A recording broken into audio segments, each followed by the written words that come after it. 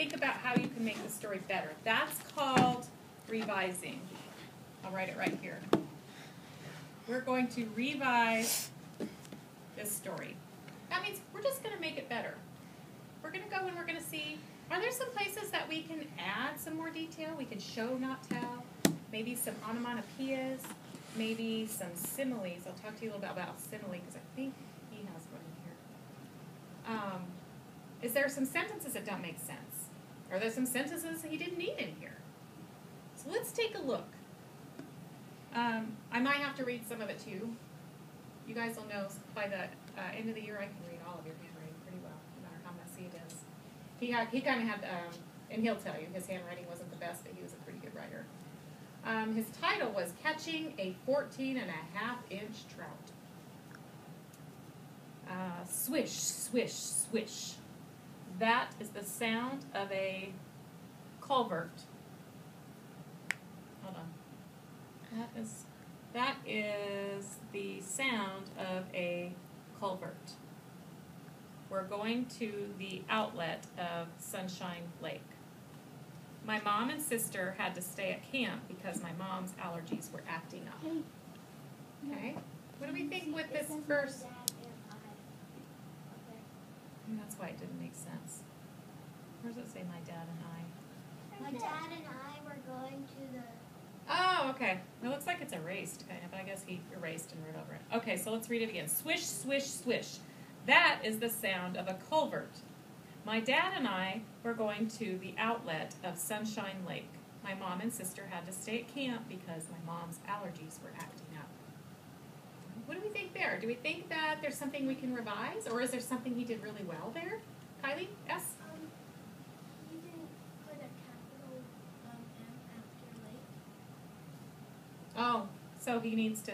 That's actually called editing when we go back and fix capital letters. We'll do that later. Right now, we're just looking at how we can make this story better, more detailed. Jennifer?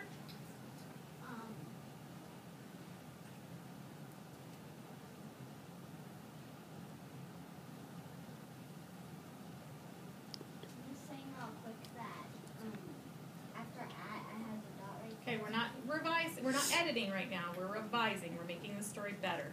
One thing I liked was that he started with onomatopoeia, didn't he? Mm-hmm. Swish, swish, swish. But when I was reading them with this with him, that's why he added this. I said, I don't really know what that swish, swish, swishing sound is. And he said, oh, it's the sound of a culvert. What's a cool A culvert is kind of like, fish? no, it's a big, like those big, how do you describe them? Like a big tube made out of concrete. Have you seen those? They're huge tubes. Oh, yeah. And they're made out of concrete. They're big enough you can walk through, and sometimes there's water that goes through them. Oh. That's what a culvert is. Yeah, it's right by the bank. Okay. Where you turn. I liked that he told me who his characters were. It was him and his dad.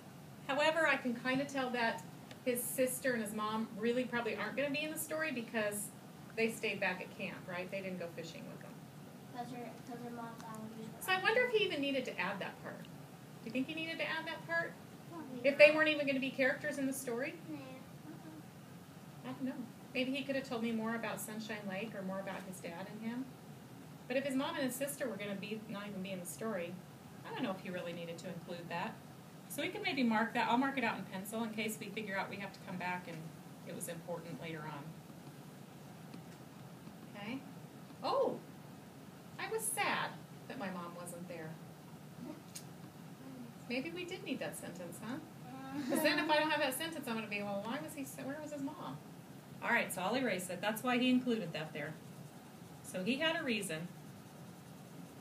I wasn't reading the rest of it. Yeah, he had a reason for telling us that. I was sad that my mom wasn't there. I got my dad's blackish blue foamy fishing pole. I put a hook and worm on the pole. I dropped the hook, brown water. I felt nibble, then a tug. It nearly pulled the pole out of my hands. I had a fish on it. Was trying to get away until I set the hook My mouth was dry. I popped the fish out of the water and into a tiny swamp pit. It's a pretty detailed paragraph. What do you think? I can see some sentences that don't quite make sense that he needs to go back and fix. But he's not here. Well, I told him I was going to copy it and show it to my kids next year. He's totally okay with us looking at it. So what do you think? What do you think were some things that maybe could be fixed? Because sometimes when you go back and read, you see, oh, that sentence doesn't make sense at all. Priscilla? Let's see.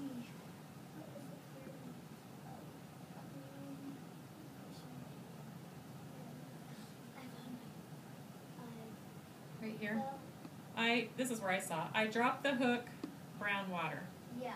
So I think he just forgot in the brown water. Or even add in the. So let's make the sentence make sense. In the And then put it here. brown water. The brown water. I felt nibble. A nibble. A nibble. That's what they he probably Then a accidentally tug. erased it. Okay, you guys, you know what he did really well here, though? He put a really good description in my mind. Can you picture what the pole looks like? Yeah. A blackish, blue, foamy fishing pole. Can you picture what the water looks like? Yeah. It's brown. Gross. It looks like So it's poison lake. It's not clear water. You guys, he did a fabulous job of describing to us what things look like so we got a good picture and a good movie in our mind. So I can just picture him standing there with this blackish blue foamy, and it's his dad's, not his, fishing pole. And he didn't just say, I put it in the water. He told us, I put a hook on it, I put a worm on it, and I dropped it in the brown water. Really good, good. This whole thing right here where he starts with his dad's fishing pole all the way down to here. Good description. Oops, up here too. Very good description. Love it. I felt a nibble, then a tug. It nearly pulled the pole out of my hands. That's a good description. You know it was tugging hard, right? That's really big. I had a fish on it. I had a fish on it.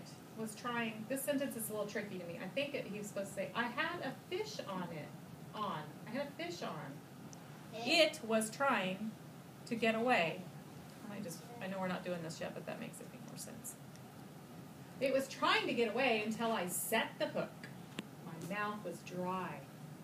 He's telling us how he was feeling during this time, and during this time, his mouth got dry because I think maybe he was a little excited about getting this big fish. I popped the fish out of the water and into a tiny swamp pit.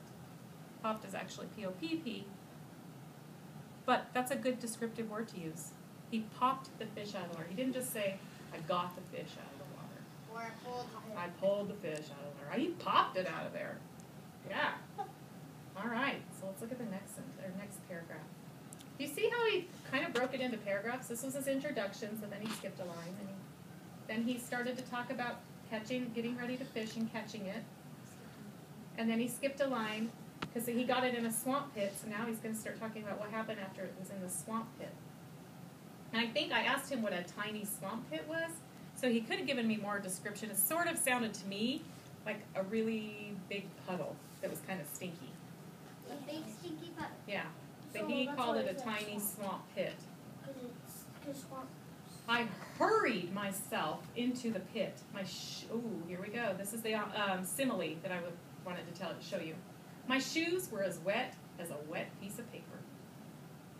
When you use a simile, you compare two things. He compared his shoes to a wet piece of paper. Priscilla, if you can't keep your hands off that, then find somewhere else to sit. So a simile, you guys, is where you compare two things. So you can use onomatopoeias, but you can also say, my pillow was as soft As a cloud. as a cloud. I was thinking of a kitten's fur. Compare to two things. He could say, I was as scared as a little boy in a haunted house on Halloween. Something like that. Do some comparisons, some similes. So he said his shoes were as wet as a wet piece of paper. The fish nearly got away. It slipped out of my hands and nearly back into the water. My dad had to grab the fish